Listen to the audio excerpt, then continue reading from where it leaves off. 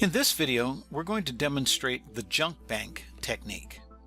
The junk bank technique allows you to take those lines that you find undesirable and lock them away or kind of sequester them in a way that they will no longer be available to be selected into a future bank. And the way that we go about doing this, we're going to start with the miscellaneous category.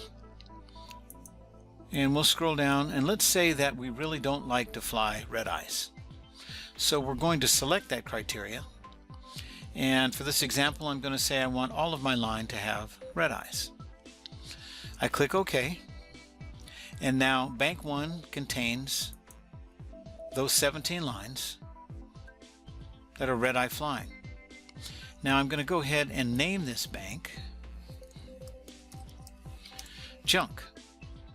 So those 17 lines are now locked into the junk bank. Now from here I can go ahead and bid as normal. I'm going to select add new, and I'm just going to continue bidding, and I'm going to create a new criteria that says I want all of my line to have 2-day trips. The result of this search is 105 lines. Now as I review these lines for the all 2-day trips, I'm scrolling through, and let's say there's something I find I really don't care for. Line 74. Don't really care for that line much. And 75, 85. I'm clicking right on the line number itself to select a line. So there's a few lines in here I don't like. The rest are great, but these I don't care for. Now you may remember from a previous video that when you select lines, any lines that are highlighted, you will then see this new feature here that's displayed. The only time this feature is displayed is when there are selected lines. And I have the option of canceling the operation I just did, or I can delete them. Now if I was to delete these lines, they would simply go right back into the bid package screen, and they would be eligible to be selected into a later bank. I honestly don't want to see these lines anymore at all, any more than I wanted to see those red eyes that I previously selected. So we have the option instead to go back up to the junk bank. We highlight that bank. We close the menu shade. These are all of the red eyes that we said we did not want to see anymore. And now I'm going to simply paste these newly selected lines out of bank 2, and I'm going to put them into the junk bank as well.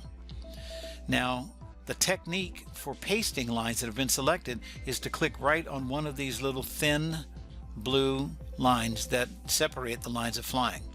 Any one of them here, wherever I click, is where those lines that have been selected and are waiting to be pasted someplace, that's where they're going to go. And I could paste them at the beginning of the bank or the end of the bank or any place in the middle. It doesn't matter.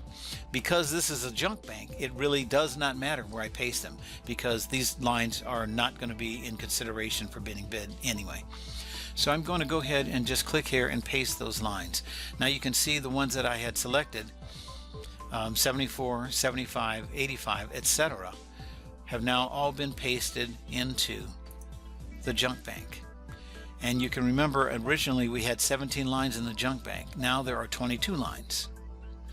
And I know now that these lines that are locked in this junk bank are no longer up for consideration.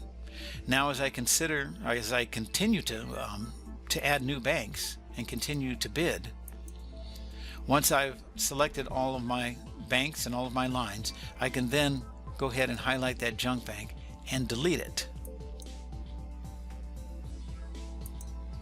And then I can proceed to the bid card from here, knowing that none of those lines in my junk bank will be part of my bid.